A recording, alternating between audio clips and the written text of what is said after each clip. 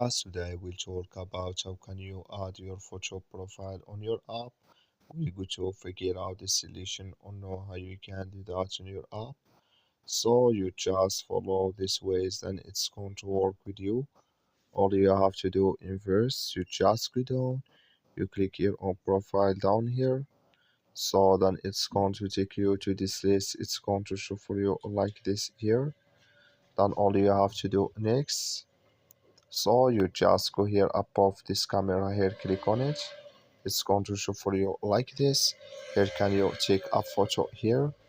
So then here can you change photo from your library here. So that's all you have to do to change your photo on this list. That's all. I wish you I get it. Thank you for your watching. Don't forget to support us by liking, subscribe. So see you next video.